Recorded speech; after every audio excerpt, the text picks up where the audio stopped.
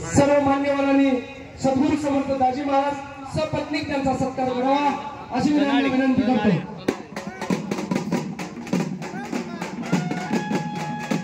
या ठिकाणी सद्गुरू समर्थ दाजी महाराज यांच्या सेवापूर्ती व वाढदिवस 58वा वाढदिवस आपण या ठिकाणी जिल्ह्याचे पालकमंत्री व राज्याचे ग्रामविकास मंत्री जयकुमारजी गोरे साहेब यांच्या हस्ते त्या ठिकाणी सत्कार संपन्न होतोय। त्यांनी सत्कार स्वीकारावा अशी मी त्यांना विनंती करतो।